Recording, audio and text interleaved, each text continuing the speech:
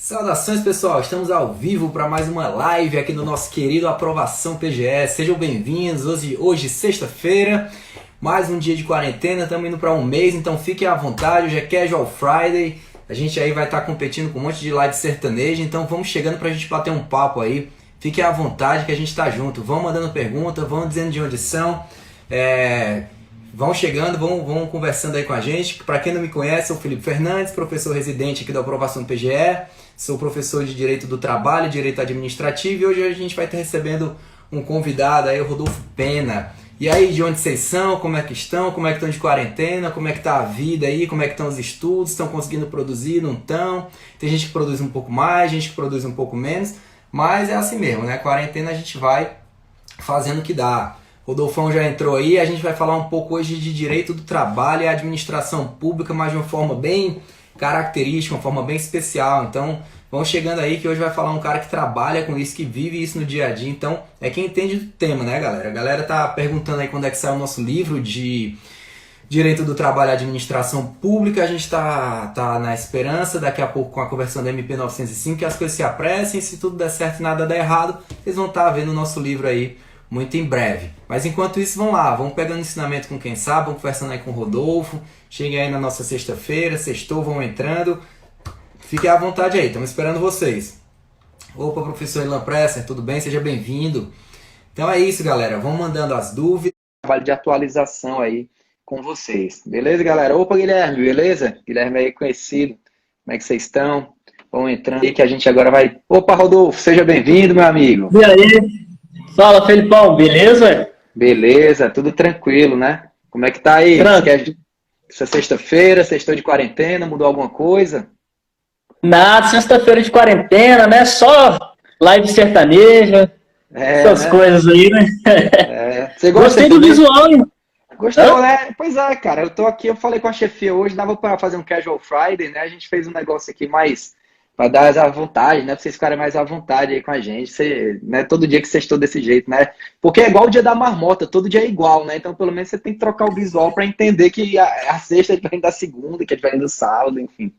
Verdade, verdade. Pelo menos não se perder, né? Todo dia eu fico perguntando que dia é hoje, cara. Todo dia igual, cara. Exatamente, é o dia da marmota, né? E aí, Rodolfo, você já é conhecido do pessoal, já veio aqui com a gente, mas se apresenta aí pro pessoal, né? Fala um pouquinho aí sua formação, suas aprovações, seu trabalho, pra galera que tá sempre chegando gente nova aqui na aprovação. Beleza. Então, pessoal, meu nome é Rodolfo Pena, eu sou procurador do Estado de São Paulo, tenho o prazer lá de trabalhar com meu amigo Felipe aí, a gente trabalha no mesmo setor, dividimos lá os almoços, né, as dúvidas, questionamentos, soluções dos casos difíceis lá. O Felipe sempre dá essa força aí pra gente também. Que nada, bondade do pessoal. Oi? É bondade do pessoal aí, né? Que isso, não, o Felipe é nosso consultor lá, cara, o Felipe é muito bom. E sim, assim, como eu sempre falo, é muito bom, eu já conheci o Felipe antes de entrar na PGE, né, que é como professor, e agora trabalho com ele, então é aí um incentivo pro pessoal, né, trabalhar com quem você admira e tudo, né, o pessoal aí que está assistindo também vai ter essa oportunidade, se Deus quiser, daqui a um tempo, né. E fui aprovado aqui na PGE São Paulo, fui o 27º colocado, tirei, acho que foi a 4ª melhor nota da prova oral aqui em São Paulo, né? Foi aquele dia que a gente chama que era o nosso dia, sabe? Eu sei. O seu dia da prova, então isso foi muito legal. E trabalho lá com direito do trabalho, né? Na nossa PJ7, que a gente chama. Eu trabalho especificamente com responsabilidade subsidiária trabalhista, mas a gente está sempre trocando lá ideias sobre direito do trabalho, processo do trabalho, né? Estamos sempre em contato com os tribunais do trabalho, conhecendo aqui na prática como funcionam as teses fazendárias aí, sobre direito do trabalho relacionado à fazenda pública. E isso é muito legal. A gente tem um ambiente excelente lá, um ambiente de amizade, de contribuição, um querendo ajudar o outro, isso é muito legal. E é uma satisfação enorme estar aqui, Felipe, a gente poder falar um pouquinho desse assunto tão interessante, né? Direito de trabalho relacionado à fazenda pública. Eu sempre falo, quando eu estagiei na PGE Espírito Santo, tinha uma portinha escondida lá, cara, que ficava lá, o setor do direito, o setor trabalhista da PGE.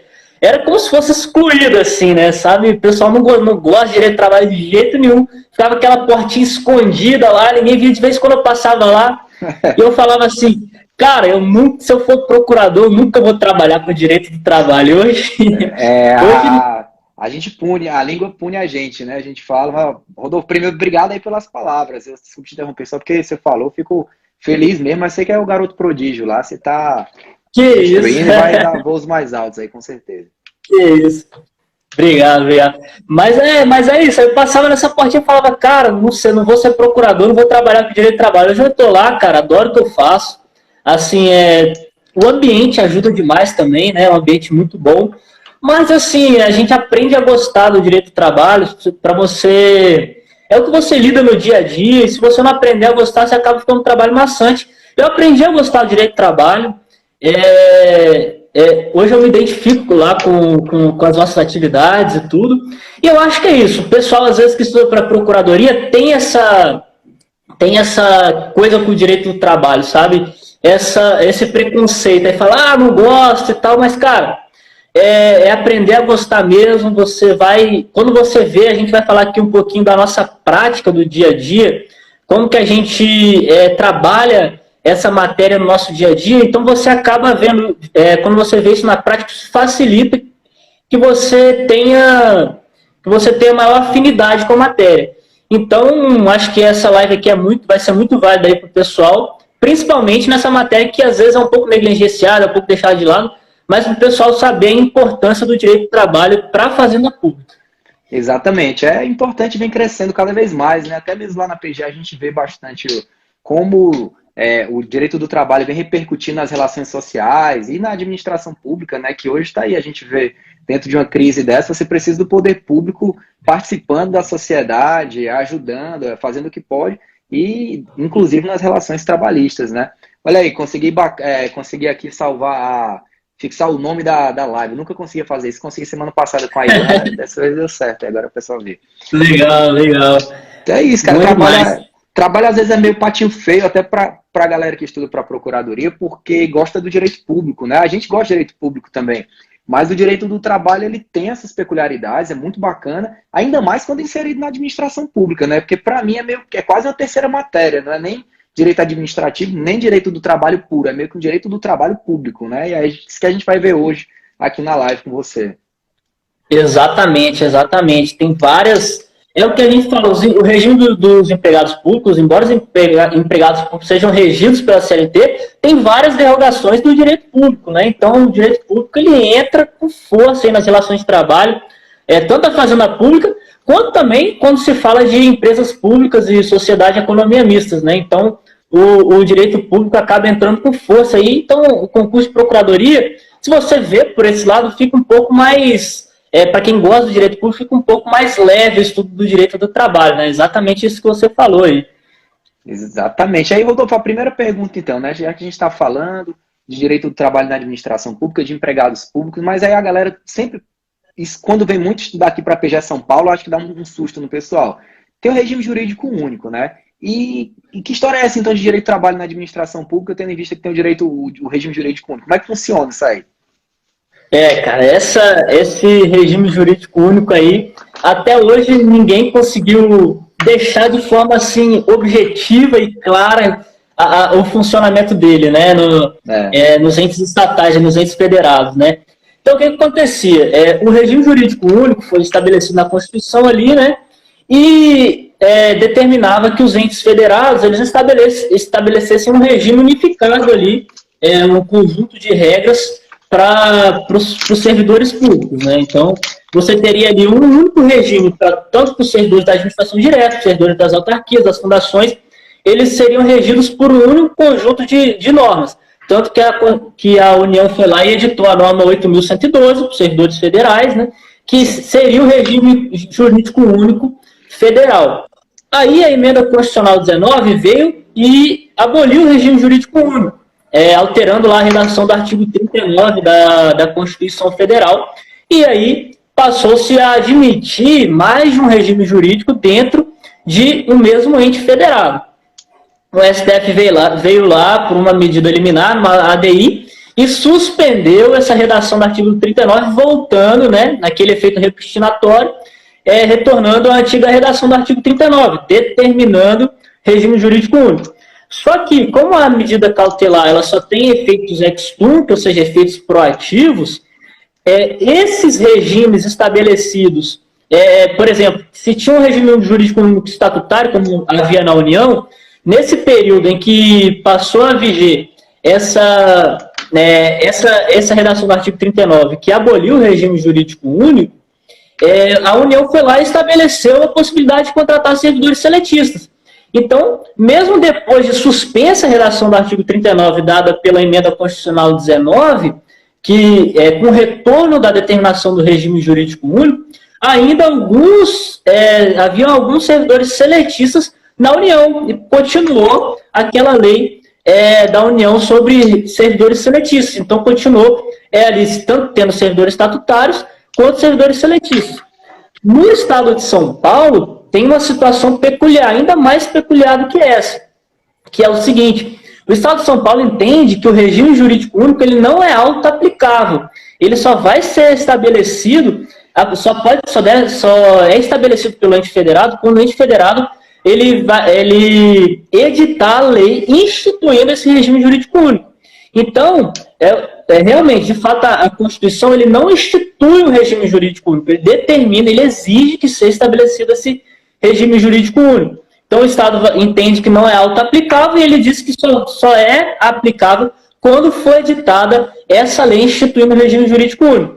Então, o que acontece aqui? Com esse entendimento, existem diversas autarquias que adotam o regime seletista dos seus servidores, embora a administração direta siga o regime estatutário dos seus servidores. Algumas autarquias aqui, como a SPPrev, por exemplo, os servidores são seletistas, porque o Estado entende que, como o regime jurídico não é auto-aplicável, ele dependeria de uma lei instituir esse regime jurídico único. Então, a gente tem, por exemplo, lá o Felipe, lá o PJ7, a gente trabalha com esses servidores de autarquias, servidores seletistas de autarquias, por exemplo. Então, esse regime jurídico único, por mais que seja uma exigência da Constituição, ele não foi completamente ainda estabelecido a nível nacional, né, nos estados, nos entes federados em geral.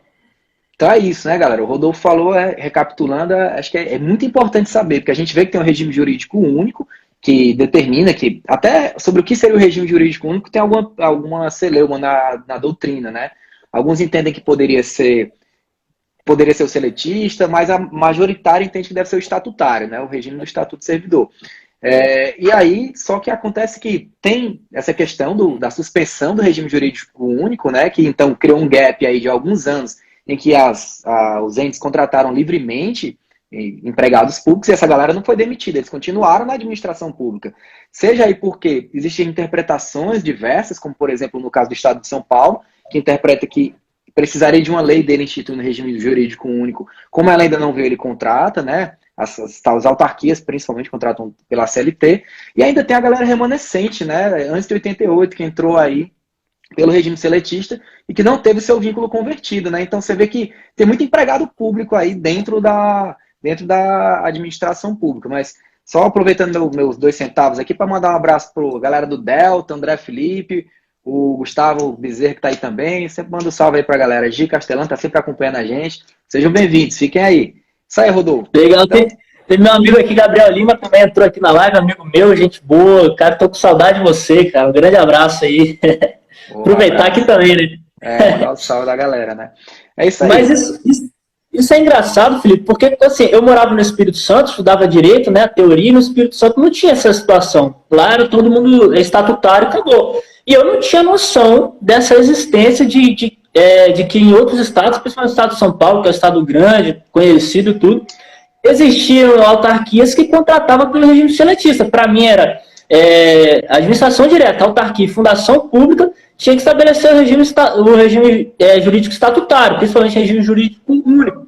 Para mim, a única hipótese de ter empregado seletista na administração direta ou em alguma autarquia, por exemplo, seria o caso desse gap aí que teve, que foi abolido o regime jurídico único até que teve a suspensão pelo STF. Eu cheguei aqui, quando eu comecei a estudar para PGE também, eu comecei a ver, e quando eu cheguei aqui que eu vi que na prática realmente existem esses empregados seletistas e o procurador do Estado, ele trabalha sim com o direito do trabalho, assim, puro ali, né? Com aquelas derrogações que a gente falou, claro, mas que trabalha sim com esse direito do trabalho por conta desses empregados seletistas. E aí a importância do estudo do direito do trabalho para o procurador, de fato, né? Beleza. E aí, para ficar mais complicado, né? Para ficar mais complicado, a gente tem. A gente vê agora que existe empregado público dentro dos agentes públicos aí dos estados e municípios em geral. Aí, além disso, tem uma figura de um negócio que eu fui conhecer na prática mesmo aqui em São Paulo também, que é o tal do empregado público em comissão, né? O empregado em comissão, porque tem um cargo em comissão da Constituição, prevê, né? Cargos de livre nomeação e exoneração para funções de direção, chefia e assessoramento, vai ter o tal do empregado público também, o do empregado público em comissão. Como é que funciona isso aí, o empregado em comissão? Cara, uma figura, quando eu vi essa figura, eu falei, rapaz, mais uma figura para eu estudar, cara, mas de fato é uma realidade hoje, cara, os empregados públicos em comissão. A gente está acostumado com os cargos públicos em comissão, né, os servidores públicos em comissão, e aí vem essa figura do empregado público em comissão, que é aquele empregado que é contratado ali sem a necessidade de concurso público. Por que isso acontece? Porque existem cargos ou empregos, principalmente ali nas grandes empresas públicas ou sociedades de economia mista, que eles precisam, principalmente cargos de diretoria, cargos de chefia, né, de direção, que eles precisam de pessoal qualificado que não vai se submeter ao concurso público. É aquele cara que ele tem tanto mercado aí fora na iniciativa privada que ele não submete ao concurso público, ele não precisa de se submeter ao concurso público. Só que nas posições estratégicas dessas empresas estatais, eles precisam dessas pessoas que têm essa qualificação aí reconhecida. E aí se criou essa figura do empregado público em comissão. Né? Primeiramente tinha aquela discussão sobre a constitucionalidade e tudo, que hoje já está meio que superada, né? Que, por aquela interpretação sistemática da Constituição e também a questão de que se os cargos públicos que são submetidos a um regime muito mais restritivo, se admite o cargo público em comissão, muito mais o emprego público, né? Que tem um regime menos restritivo, também se deveria aceitar o emprego público em comissão. Só que o entendimento majoritário, o entendimento aí é que esses empregos públicos, eles devem seguir a sistemática do cargo público em comissão, ou seja, você só pode criar um emprego público para aqueles cargos de direção, chefia ou assessoramento. Né? Você não pode criar um emprego público ali para uma função burocrática, meramente burocrática ali daquela empresa estatal ou como a gente vê aqui das autarquias, né? E aí é isso, esse é o emprego público em comissão, que é aquele empregado público que ele é de livre nomeação e livre exoneração também, né? E que não faz jus às verbas rescisórias. O TST, inclusive, é um assunto muito importante porque saem diversos informativos do TST, né, ultimamente. Então, provavelmente vai ser aí objeto de cobrança nas futuras provas de concursos públicos de procuradorias. Sabe diversos informativos do ST, inclusive dizendo que eles não fazem jus, por exemplo, a multa do FGTS, as verbas rescisórias, eles só têm direito ali ao saldo salarial, aquele direito que realmente foi adquirido por ele, né? Aquele tempo que ele trabalhou, férias proporcionais, 13º proporcional ali, mas ele não tem direito às verbas rescisórias clássicas, né? Que a gente estuda. Né? E esse é o panorama geral aí de empregado público, né? Felipe, eu sei que você até estava escrevendo um artigo sobre isso, né? Você com certeza tem um conhecimento enorme para falar para a gente também, né? Alguma coisa, né? A gente fica pesquisando aí, tem que pesquisar, tem que dar uma olhada por causa do dia a dia também, mas é isso, empregado público em comissão é aquele hibridismo, né, enorme, porque você pegou, basicamente um cargo, seria o que seria um cargo em comissão numa autarquia, por exemplo, né? Mas aí você bota no emprego público em comissão. O cara, ele vai para esses cargos de direção, chefia e assessoramento, e ele resguarda as peculiaridades de um cargo dessa natureza. Então, por exemplo, ele, quando for demitido, não vai ter as verbas rescisórias de uma demissão sem justa causa do empregado comum, né? Isso, inclusive, teve muito problema, porque houve uma judicialização muito grande, mas, como você disse, o TST veio assentando a jurisprudência dele no sentido de que essas verbas indenizatórias, né, e rescisórias, o empregado não faria jus a elas. Mas até então a lógica era o quê? O direito do trabalho está lá dizendo, dispensa sem justa causa, vai aqui, tem direito às verbas rescisórias. Logo eu tenho. Aí o cara diz, não, mas você é diferente. E a administração pública teve que passar anos explicando isso até fixar a jurisprudência do TST, que parece realmente ter sido pacificada nesse sentido, né? Então a galera tem que anotar isso, é super importante esse tema. Empregado público em comissão, se eu fosse fazer uma prova de direito do trabalho para uma procuradoria, para algum órgão público, eu botava essa questão aí, porque é um negócio ainda novo e ainda pouco tratado, né? Não, com certeza, eu também, uma questão subjetiva aí, eu já colocaria, minha primeira opção seria essa, porque é novo e traz algumas discussões novas que ainda não foram abordadas em provas, né? Não é aquela coisa batida, e é uma questão interessante de se colocar, tem vários aspectos. Outro aspecto que eu me lembrei aqui é a questão de não se submeter àquela vedação de dispensa imotivada ou sem justa causa, aquela dispensa arbitrária ou dispensa sem justa causa. Eles são de livre nomeação e livre exoneração. Então, na hora que o administrador, na hora que o diretor da empresa estatal decidir exonerar ou demitir esses empregados públicos, eles são livremente demissíveis, independentemente de verbas rescisórias nem nada. Não precisa de motivação, nem não precisa de nada. Não entra nessa discussão. São livremente ali, pode ser livremente exonerados ou demitidos, porque justamente por isso, segue aquela lógica do cargo público em comissão, né? De natureza precária. Lembrando aí pra galera, né, que a exoneração do cargo em comissão, do servidor que está no cargo em comissão, é exceção ao dever de motivação da administração pública, né? Ela não está vinculada, ela não tem que motivar, mas se ela apresentar algum motivo, ela foi vinculada aos motivos pela teoria dos motivos determinantes. Mas, a rigor, ela não é obrigada, né, o administrador não é obrigado a motivar. Exatamente. É isso aí. Não, um assunto interessantíssimo aí, se fosse o pessoal, pegava essas dicas aqui e dava uma pesquisada a mais aí, porque realmente vai cair nas próximas provas. Não tem como. Beleza. Agora, outra coisa, a gente estava ouvindo falar muito nesses tempos agora a questão de convenção coletiva de trabalho, né? Acordo e convenção coletiva, tem os sindicatos, eles participam aí como representantes dos empregados. Como é que funciona a questão do acordo e convenção coletiva na administração pública, né? Como é que funciona isso aí? A convenção, o acordo coletivo, a gente viu, sofreu uma grande reformulação aí pela reforma trabalhista, né, que a gente viu e tudo. Isso sempre levantou a discussão. A administração pública, principalmente quando tiver empregados públicos, ela pode realizar esses acordos, essas convenções coletivas, né? Só que tem uma súmula do STF falando que você não pode, principalmente questão de vencimentos, você não pode realizar a convenção coletiva para poder fixar vencimentos de servidores públicos, né?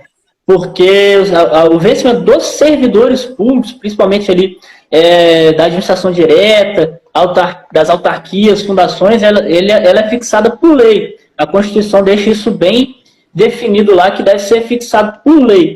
E aí, essa discussão continua, né, aí, só que tem outras discussões que eu estava pegando aqui, tudo relembrando um pouquinho, sobre dissídios coletivos também, da administração pública, né, que teve até uma decisão, até recente, pode-se dizer, de dissídios coletivos contra empresas públicas e sociedade de economia mista. Em primeiro lugar, não caberia esse dissídio coletivo de natureza econômica, né, para servidores estatutários.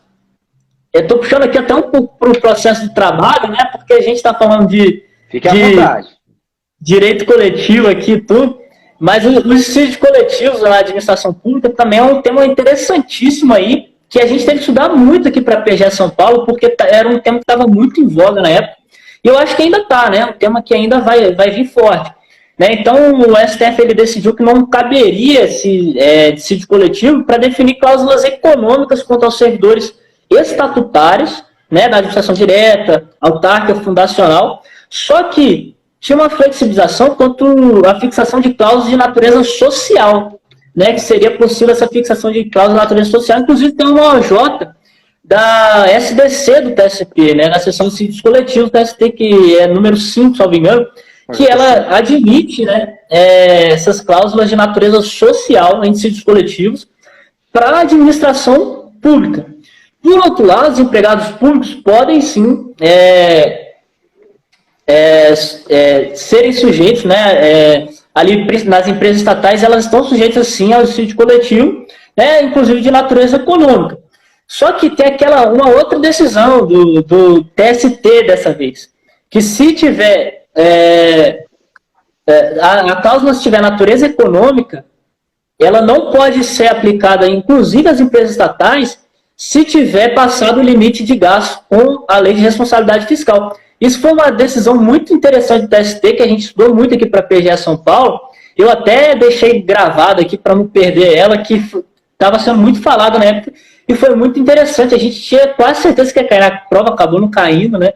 Mas que pode cair nessas próximas provas aí. Eu até anotei o número dela aqui, é o informativo 154 do TST, se a galera quiser dar uma olhada depois aí. Eu acho bem interessante aí para as provas de concurso público. São temas diferentes, né, que podem ser abordados aí pelas bancas, né?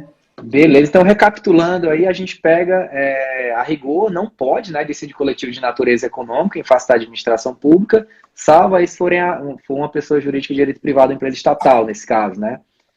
Aí eu vou dizer que a Justiça do Trabalho, ela privilegia muito, né, a questão do acordo coletivo.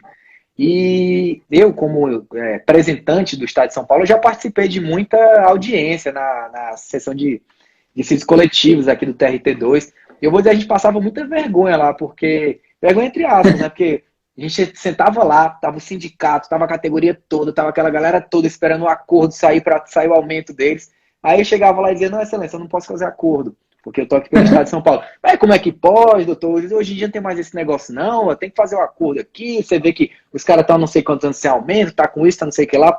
Aí lá, 2 horas para os caras tentarem levar um acordo da gente, mas não tem, mas excelência, não tem como. É a lei, eu não posso chegar aqui, né? Por quê? Porque a ideia é que aquilo é o patrimônio público, né? O patrimônio é de quem? É da população. Quem é que pode autorizar um aumento, né? Quem é que pode autorizar a disponibilidade? É a população. Só que lógico que você não vai na casa de cada um perguntar. O que faz? Ela vai por meio dos representantes dela, que são legisladores. Por isso o princípio da legalidade na administração pública. Mas aí você fala lá e tal, aí tem que se virar nos 30, usar a simpatia, o carisma, né, para conseguir sair daquela audiência de conciliação. A audiência de conciliação era sempre muito tensa, porque você criava uma expectativa, né? Os servidores iam lá, e é justo também que eles sejam bem remunerados, não estou nem entrando no mérito se deve ou não deve. Porque eu estou dizendo que não pode, né? Por direito a gente não é muito relevante se é bom ou ruim. Tem que dizer se é válido ou inválido. No caso, o aumento ali seria inválido. Então, no caso, fazer o meu trabalho, mas é difícil às vezes. Exatamente. Principalmente se você pegar, tem alguns casos, na magistrado, você tem que usar a simpatia mesmo, porque só o direito não adianta, né? Se fosse só pelo direito, mas é bem complicado mesmo, né? O princípio da legalidade aí, a Constituição estabelece que a remuneração só pode ser alterada por meio de lei, só pode ser estabelecida por meio de lei, então, de fato, não adianta, não tem como fazer acordo, a administração pública não tem como fazer acordo com nesses casos, né? De acordo coletivo, convenção coletiva e tudo mais. Exatamente. O J5, então, anota aí, galera. Super importante para concurso de procuradoria. Outra coisa, Rodrigão, um grande abraço aí, o Rodrigo nosso está entrando. Outra coisa, o contrato de experiência na administração pública. Eu posso fazer um contrato de experiência, porque está falando que o cara é empregado, né? Vai ser regido pela CLT, a gente vê essas possibilidades aí. E se a administração pública quiser usar do contrato de experiência, ela pode? Essa é outra questão interessantíssima. Eu, na verdade, não sei se já chegou nos tribunais ali a discussão, mas eu sei que tem parecer aqui da Procuradoria do Estado de São Paulo sobre o assunto. E muito interessante, porque o servidor estatutário tem lá o estágio probatório, né? Você passa lá 3 anos, né? Inclusive eu estou no estágio probatório aqui, na PGE São Paulo. Você passa 3 anos lá sendo avaliado se você, de fato, tem aptidão para exercer aquele cargo. E se ele fosse seletista, já foi decidido que não se aplica o estágio probatório a servidores seletistas, né, aos empregados públicos. Né? Então, como é que você vai avaliar? O único instrumento que você tem para avaliar o empregado é o contrato de experiência. E será que se aplica, né, o contrato de experiência quando se tratar de empregado público? Aí a gente chega aqui, a PGE São Paulo entendeu que se aplica sim, né, o contrato de experiência, mesmo que o empregado público faça o concurso para ele entrar, quando ele vai firmar o contrato de trabalho, primeiro você firma lá o contrato de trabalho com ele, desde que tenha previsão no edital e no contrato de trabalho, e aí você firma esse contrato de experiência para avaliar se ele vai ter, de fato, aptidão para exercer aquele emprego público. Porque não pode acontecer de, por exemplo, passar no concurso, sabe, ter conhecimento, mas não ter aptidão para exercer o cargo. Então ele vai exercer o emprego ali, né? Ele vai ficar lá por tanto tempo, né, sem ter aptidão. Você tem que ter esses mecanismos, esses instrumentos.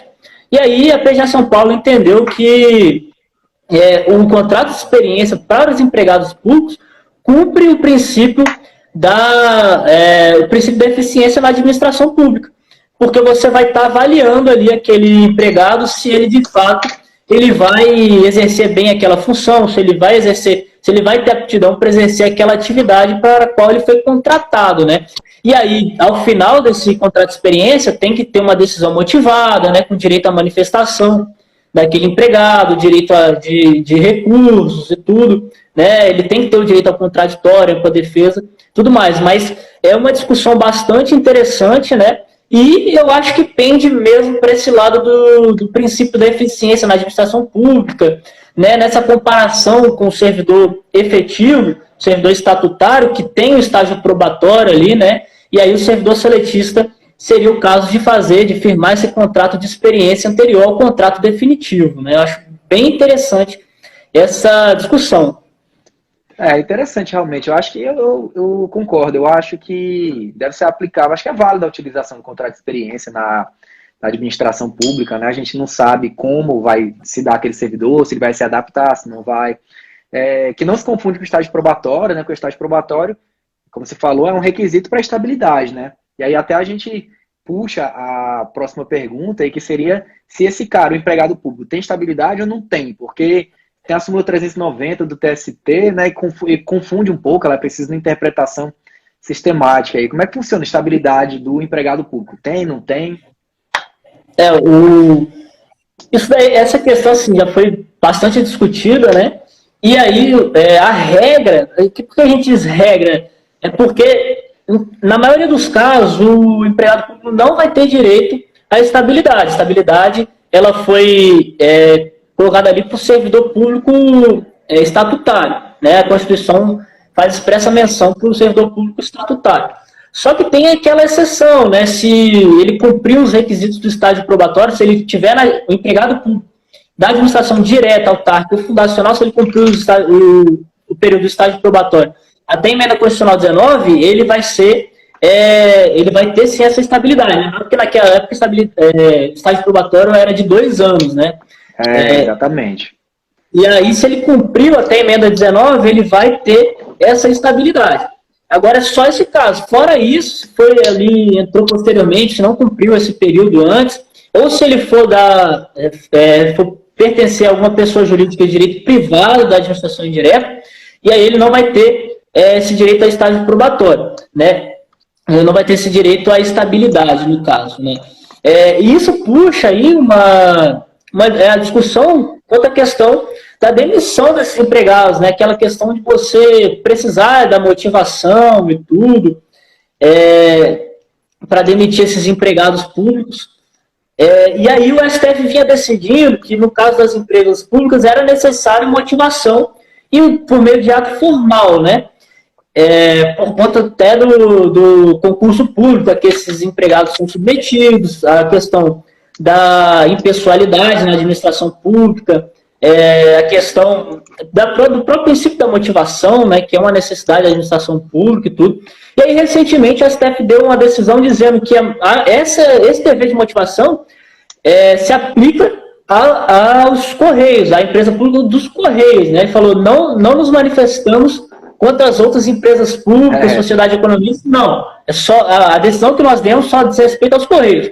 Contra as outras empresas públicas, a gente não tem decisão nesse sentido. Então, ele deixou em aberto essa questão, né? Então, em uma eventual questão subjetiva, acho que vale a discussão, né? Você abordar os dois lados, né? E tudo.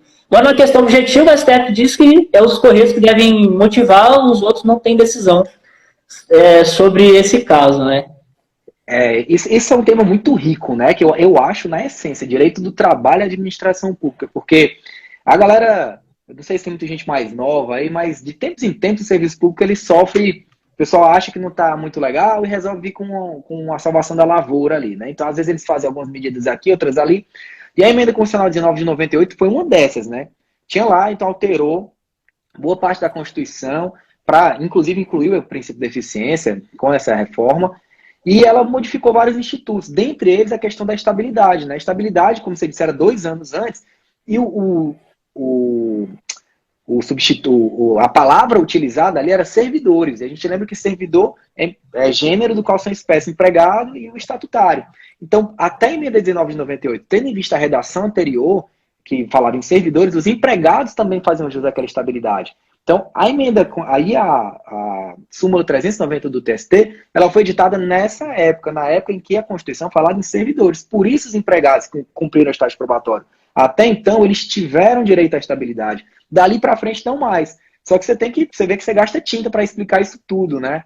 E aí veio depois a questão da motivação. Poxa, o empregado privado, ele pode ser demitido independente de motivo, né? Contanto que o empregador pague as verbas rescisórias e a indenização dele, do 40% da FGTS, ele pode ser demitido. O cara é dono de uma empresa, ele pode chegar no outro dia, não gosta mais do empregado e manda ele embora. Pode, contanto que pague as verbas rescisórias, tudo bem. Não tem nada de legal nisso.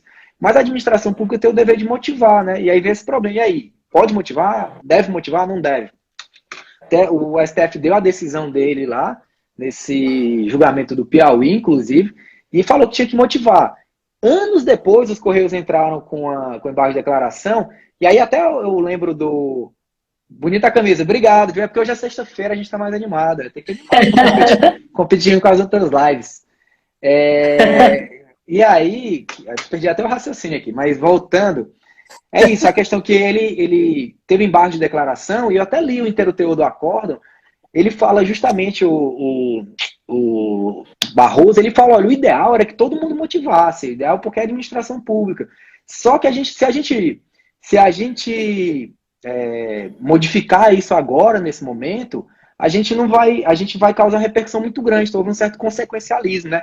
Não, então essa decisão a gente restringe só os Correios. Se as outras quiserem saber também, elas entrem também. Então, ficou restrito aos Correios, das outras elas têm que perguntar, né? Elas têm que entrar para saber. Não tem que desculpar, não. Imagina que eu tô brincando com você aqui, a história da camisa. Tem que competir com a live sertaneja aí na sexta-feira, cara. Pô, olha aí, a gente tá bem aqui. Tá bem. Mas eu acho que é a tendência também, a questão do dever da motivação, porque cada vez mais, né, decorre inclusive do princípio republicano, né, cara? Se a gente for puxar lá de trás o princípio republicano, dever de prestação de contas aos administrados, né, cara? Então, inclusive as empresas públicas, a sociedade de economia mista, né, que são estatais aí, todas elas eu acho que é uma tendência, acho que não tem como voltar atrás. E não tem como também você dizer que, porque eu aplico só aos Correios, eu não vou aplicar para outra empresa pública, por conta, né, você vai achar uma peculiaridade, uma diferença entre o Correio e cada empresa pública, eu acho que realmente é uma tendência, mas, assim, como a gente falou, em provas subjetivas, vale a discussão, né? Você trazer essa discussão, os argumentos aí que o Felipe trouxe aí de forma muito clara, né? Até a discussão na decisão do STF, então acho que vale trazer. Agora, na questão objetiva, você tem que ficar bem atento ao enunciado, né? Se ele falar, o STF decidiu que se aplica a todas as empresas públicas. Não, mas tá errado.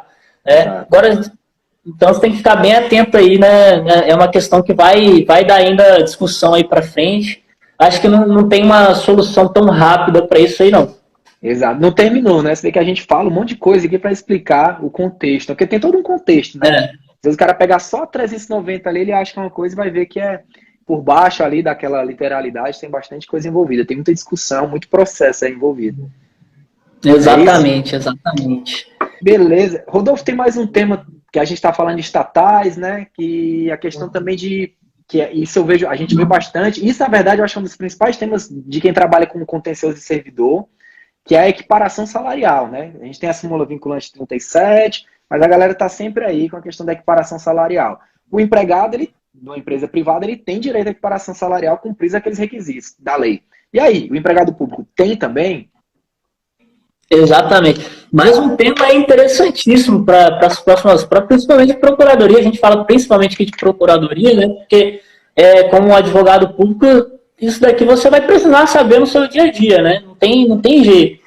Então, essa questão da equiparação salarial bate também lá que a gente falou de dissídio coletivo, né? Aquele artigo constitucional do artigo 37, um dos incisos que diz que a remuneração dos servidores da administração direta, autárquica e fundacional, né, na verdade, fala de forma genérica, né, que a remuneração lá tem que ser estabelecida por meio de lei. Né? Você não pode estabelecer uma equiparação por meio de uma decisão judicial, por exemplo. Né? Tem a súmula vinculante, você não pode você não pode aumentar uma remuneração de determinado servidor com base na isonomia por meio de uma decisão judicial. Por quê? A remuneração deve ser estabelecida por meio de lei. Quem define, você explicou bem, é a população. A população que vai dizer ali, por meio de seus representantes, a remuneração dos servidores públicos. Até porque a gente está tratando aí do erário público, ali, das finanças públicas, né? Pertencem a todos. Só que o TST tem uma súmula, até anotei aqui, deixa eu dar uma olhada, súmula 455 do TST, que ele fala que os empregados das empresas públicas e da sociedade de economia mistas, esses sim podem ter equiparação salarial por meio lá do artigo da CLT. Né? Ou seja, na administração direta, autárquica e fundacional, você não pode equiparar os salários, inclusive se tratar de empregado público, né? Dentro daquelas hipóteses que a gente falou, não pode ter equiparação salarial por meio de decisão judicial, né, ou por meio de um requerimento administrativo lá que seja. Né, não pode, porque a remuneração deve ser estabelecida por meio de lei. Agora, no caso das empresas públicas e sociedades de economia mista, aí sim o empregado público ele pode entrar com uma ação judicial para que veja ali o seu salário equiparado ao servidor dentro daqueles requisitos estabelecidos pela CLT, né? Súmula 455 do TST aí para o pessoal que quiser anotar e dar uma olhada depois. Eu acho que é mais ou menos esses contornos gerais da discussão. Aqui dá para a gente tratar bem de forma objetiva, não tem toda aquela discussão lá da estabilidade que a gente trouxe aqui, né? Exato, perfeito. O pessoal anota aí a súmula 455, não é isso? É isso, a equiparação salarial. Sim. E tem um detalhe que, assim, até a gente se lembrou uma coisa aqui na minha cabeça, que o TST, ele trata de forma muito... Parece que ele faz um corte, assim, né? De um lado ele bota a administração pública direta, autárquica e fundacional, e de outro ele bota as empresas públicas, sociedade de economia mista, né? Pessoa jurídica de direito público de um lado, pessoa jurídica de direito privado de outro. Então ele trata essas empresas estatais, apesar de serem estatais, como empresas como quaisquer outras, né? Salvo uma outra derrogação ali, mas ele dá o regime publicístico de forma muito mais tênue. Já na administração direta, autárquica e fundacional, ele vê realmente as normas do direito público incidindo com mais força, né? Ele reconhece com mais força aí essa derrogação de direito administrativo. É muito interessante, né? É bem interessante mesmo, até porque ele não faz nem aquela distinção entre empresa estatal, prestadora de serviço público e exploradora de atividade econômica. Ele coloca todos os estatais ali dentro do mesmo regime, né? E aplica lá aquele artigo 73 da Constituição, o inciso, salvo engano, do parágrafo 1º, lá, alguns dos incisos que fala que deve se equiparar as empresas estatais às empresas privadas, né? Só que ali está falando, a gente sabe que é das empresas estatais exploradoras de atividade econômica. Só que ele trata isso de uma forma genérica, aplicando a todas as empresas estatais ali. E aí ele faz essa equiparação às empresas da iniciativa privada. Bem interessante essa observação que você fez aí, porque de fato é assim que a gente vê as decisões do TST ultimamente. É verdade, isso aí. E tem mais algum tema que você queira falar? Desse tema bacana, né? A conversa, ver quanta coisa que a gente trouxe aí de peculiaridade, né? Meio que uma nova matéria. Tem mais algum temas relevantes, né? Tem mais algum que você lembra aí de cabeça? Algum que você queira trazer? Não, esses temas relevantes, eu acho que a gente tratando aqui sobre isso, o pessoal consegue visualizar melhor, às vezes, uma questão subjetiva sobre o direito do trabalho. Acho que é isso que é legal demonstrar e também ver na prática como que se aplica o direito do trabalho na nossa atuação profissional. Né? Às vezes o cara está estudando lá para procurador, às vezes não exerceu um cargo, ou não estagiou em alguma procuradoria, e ele fica, mas para que eu vou usar esse direito do trabalho e tudo? Né? Eu tinha mais ou menos essa mentalidade assim, né? Então você vê que na prática realmente você tem essa atuação. Tanto que a gente tem um setor específico de direito para tratar de direito de trabalho na administração pública, né? Quanto ao tema, eu acho que a gente poderia falar aqui, Felipe, não sei se você tiver algum outro tema aí para tratar, a gente poderia falar aqui um pouco sobre como estudar, né, o direito do trabalho. Boa pergunta, isso aí. Relacionado à administração pública, se tem algum material específico, algum livro, alguma coisa, como a gente estudou, eu acho legal a gente abordar isso, porque às vezes o pessoal fica meio na dúvida, não sabe muito bem como estudar, né? Por qual material estudar, porque trata como matéria secundária, de fato, e às vezes acaba não tendo um instrumento de estudo ali muito, muito bom, né? Não conhece. Exatamente. O que você indica para o pessoal aí de leitura, quem está se preparando, quem está querendo começar a se preparar? Então, eu tinha essa dificuldade também, né? Direito do trabalho, eu sempre procurava, via que não é igual constitucional, normalmente administrativo, que todo mundo tem ali um livro preferido. O direito do trabalho sempre foi meio, assim, não tinha uma unanimidade, ou pelo menos uma maioria quanto a melhor forma de estudo. Então, na época, como não tinha muita coisa, eu peguei o livro da Juspod, que era um livro muito bom, só que ele era voltado para tribunais e para o MPU. Só que ele me serviu até bem por um tempo, né? Eu tive que complementar, óbvio, principalmente, por exemplo, esses temas que a gente está tratando aqui, não tem nesse livro. Né? Ele tem o básico ali do direito do trabalho, né? E aí eu tive que complementar pesquisando temas, né? Relacionados com a administração pública, estudando informativos do TST, né? Hoje eu acho que é bem importante a leitura dos informativos do TST aí para provas de procuradorias, né? E eu estudei por esse livro, continuei, mesmo depois da reforma trabalhista, eu mesmo fiz as anotações nele, eu mesmo atualizei o livro, vamos dizer assim, né, para poder estudar. Eu acho bem interessante ter uma leitura ativa do material, faz raciocinar e tudo, você não esquece com tanta facilidade. Só que eu acho que tem vários materiais aí, eu sei que você está para lançar um livro aí, né, Felipe, que vai tratar especificamente disso, e eu tenho certeza que vai ser o maior sucesso, um livro especificamente voltado para o direito do trabalho na administração pública, né? E eu acho que vale muito a pena fazer menção disso, porque não tem material específico assim no mercado. Né? Eu mesmo procurei muito, na minha época não tinha. Aí lançando esse livro, eu acho que vai ser muito interessante o estudo, já direcionado, já focado assim, para desse assunto, cara. Pois é, a gente tá só esperando aí, né? Porque agora com as MPs acaba que você tem medo de publicar o livro e ele ficar desatualizado muito rápido. Então a gente está tendo uma certa cautela, esperando pelo menos a 905 ser convertida em lei para sair direitinho. Então acabou atrasando um pouco. Aí tem a questão do coronavírus agora, não sei como é que está funcionando, né, para impressão. A gente vai ter que ver, tem esses detalhes aí, mas já tá pronto, tá no pré, a gente está atualizando também. E hoje em dia no direito de trabalho a gente dorme e acorda com o MP, né? Então todo dia tem uma coisa nova. Aí tem que ver em que vai afetar o livro, em que afeta a administração pública, porque nem todas afetam também, né? Mas a gente vai trazer um compiladozinho dessa legislação de crise aí do Covid-19. Isso até me lembrou uma coisa, sabia? Que perguntaram aqui no começo da live acerca do fato do príncipe na administração pública, né? A gente sabe que teve uma declaração do presidente da República que disse que os contratos de trabalho que fossem rompidos, né, durante a crise do coronavírus, devido à atitude dos governadores e prefeitos, seria suportado pela administração pública daqueles entes federativos aí. Então a gente viu bastante discussão sobre o fato do príncipe esses dias, né? Acho que na primeira semana de isolamento foi o assunto que mais rolou aí, que mais teve consulta.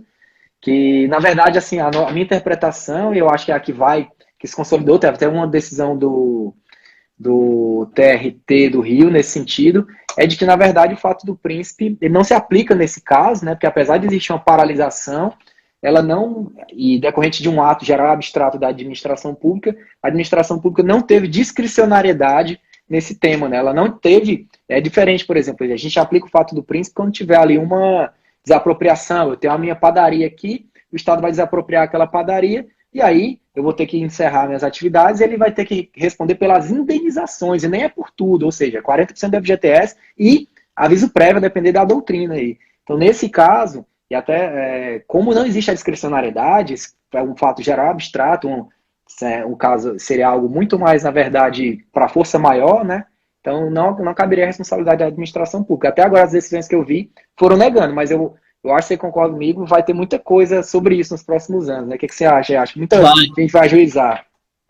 Não, eu concordo totalmente com você. Eu acho que é muito difícil você enquadrar essa situação como o fato do príncipe, né? Quando a gente fala de contrato administrativo, por exemplo, concessão de serviço público, a gente vai falar de fato do príncipe.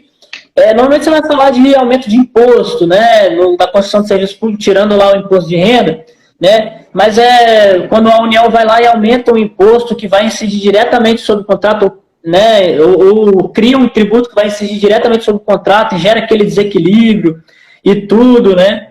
E aí, nesse caso, você tem uma ação discricionária, como você falou, ali da União ou do ente público, né?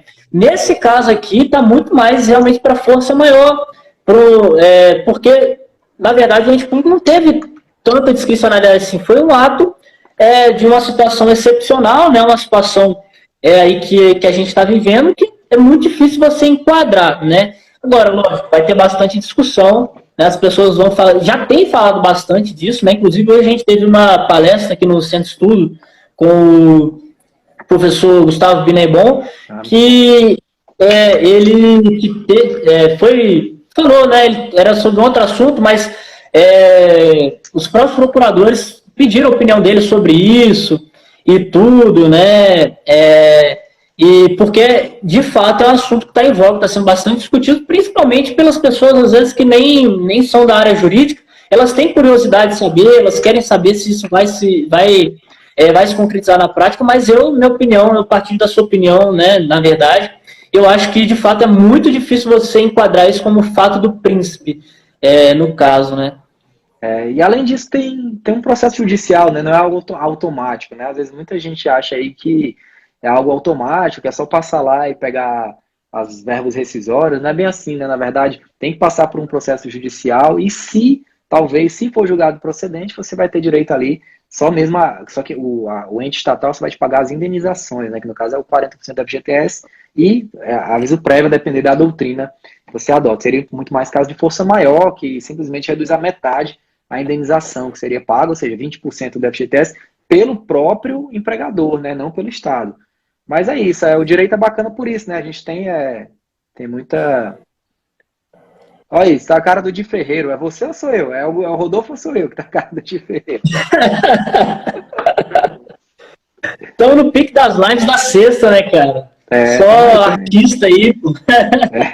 Pois é. Mas é isso, cara. Agradeço a participação de todo mundo. Rodolfo, mais alguma coisa? A casa é sua, a gente ainda tem 6 minutos até o Instagram derrubar a gente. Eu não sabia dessa, não. Não, acho que ele encerra. Vai ficar gravada a live, sim.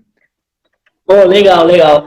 É isso. Eu acho que, poxa, mais uma vez é um prazer estar aqui com você, Felipe. A gente sempre partilha várias opiniões lá, várias conversas, a gente fala de tudo, né?